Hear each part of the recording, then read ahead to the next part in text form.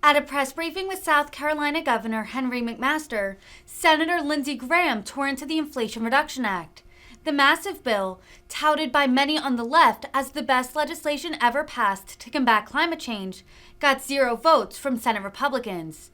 It ultimately passed with the tie-breaking vote of Vice President Kamala Harris. Graham, the senior senator from South Carolina, slammed the bill, focusing his ire particularly on a gas tax provision and an increase in IRS agents. Thank you. Thank you, Governor. For those of you who don't know, this is our senior senator, Lindsey Graham. Thank you. I get a discount now. And I got that at all the local restaurants. So I wanted to bring home to South Carolina and to my governor, who I'm very proud of, why I and Senator Scott voted against the recent Democratic proposal called the Inflation Reduction Act. One reason, Governor, is it won't reduce inflation. But this bill, I think, is a nightmare for South Carolina. It's a nightmare for the American economy. And I could spend hours talking to you about it, but I won't. I'm going to talk about a couple provisions that I think are just tone deaf and ill-conceived. Believe it or not, this bill has a new gas tax. So I want to just suggest something, Governor. Go around the state and ask people, would you like a new gas tax?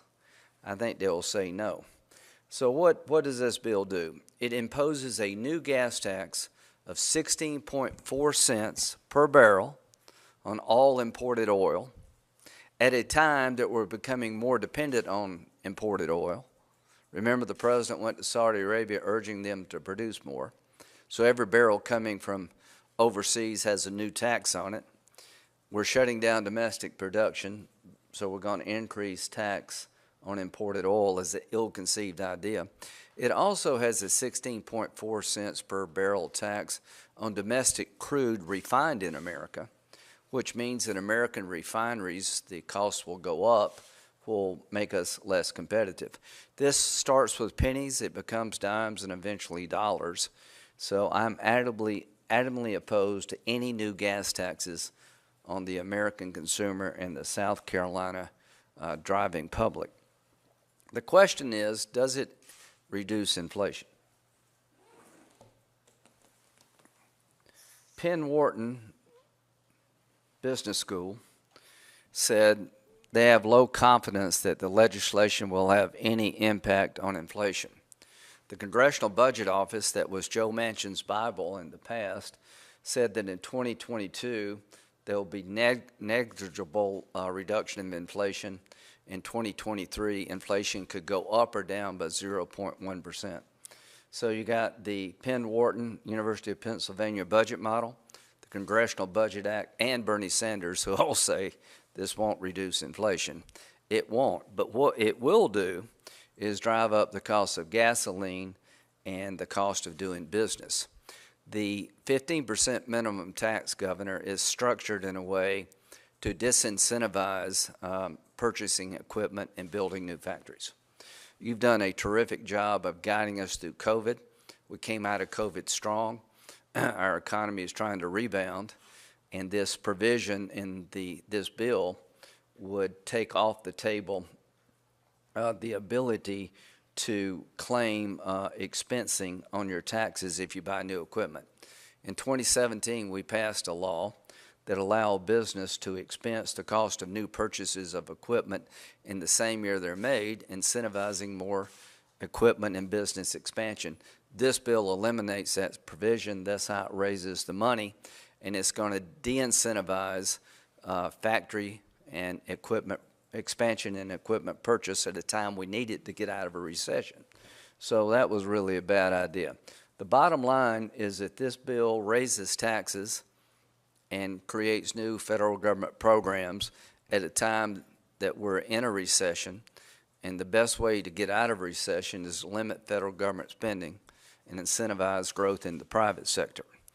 But the one that really has gotten a lot of attention is that for some reason, somehow, every Democrat in Washington in the United States Senate believes it's a good thing to hire 87,000 new IRS agents to come after you and your taxes. This is supposed to be for the rich. Well, let me tell you, the rich have a bunch of lawyers and accountants. Well over half of all the audits conducted in the United States today are conducted on people who make less than $75,000. I couldn't believe it when I read it. They're talking about expanding the IRS 2.5 times. Enough new IRS agents to fill up Williams-Brice Stadium and Death Valley. So when you go to the football game this fall, just imagine everybody to your left and right being an IRS agent. Look at how it changes the department. 78,000 current employees. We're going to add 87,000 new ones in the next 10 years. Wonder what they will be up to.